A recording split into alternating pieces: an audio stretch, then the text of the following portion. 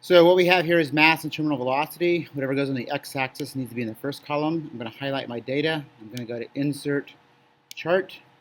And what I want to do is just take a peek at my data and see what sort of form it follows. Google never seems to guess right, so we've got to choose over here to plot a scatter plot. And then here you can see I've got two different series.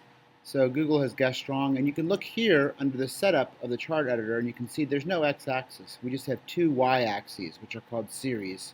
So I'm going to scroll down a little bit here where it says use column A as labels. That makes the first column some labels. And now you can see I have my data plotted and it looks reasonable. X goes from about 1.1 all the way to a little more than 8, which is what my data does. And the terminal velocity is negative.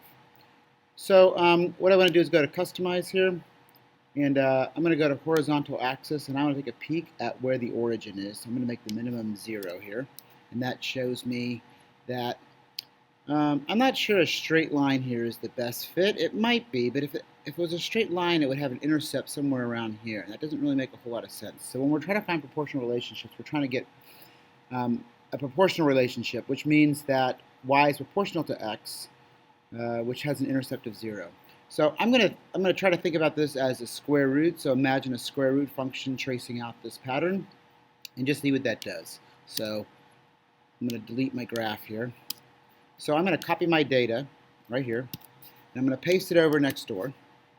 And instead of using the mass, I'm gonna delete these values here. I'm gonna write a formula to take the square root of the mass. I'm gonna type equals SQRT, and then I'm going to take the square root of whatever number is sitting over here. So my formula is that what goes in cell D5 is the square root of what's in A5. I can then drag that down. And by the way, when I'm putting this data in my table, I've got to think about significant figures. You can actually highlight your data, and there's some tools right here that change the number of significant figures that are shown. So a much more reasonable number of significant figures would probably be just 2. Okay, so now we want to graph this, but it isn't mass. This is the square root of the mass and the terminal velocity. That's going to be important. I'm going to highlight it.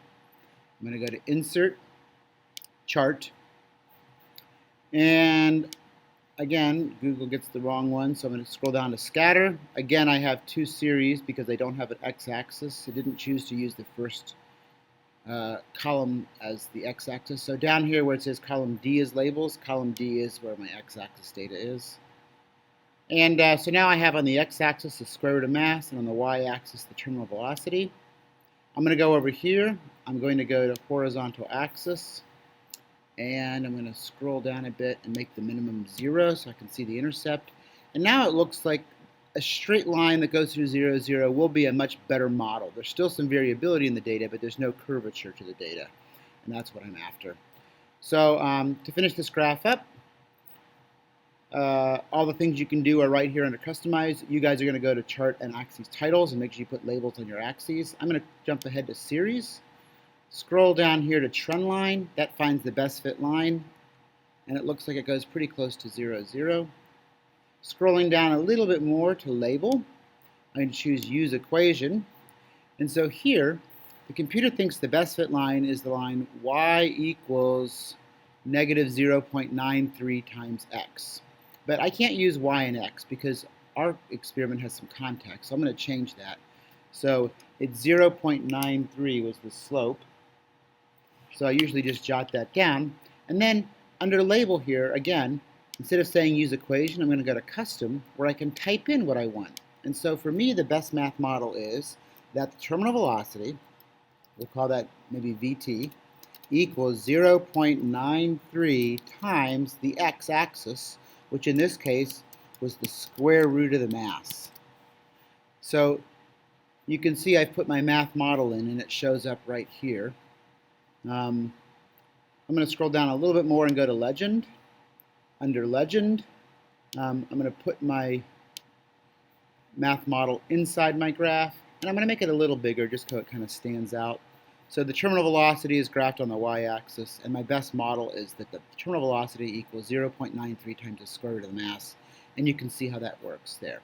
So what you need to do is finish up by putting labels on. So under chart and axis titles, you can go to the title and put a title on there.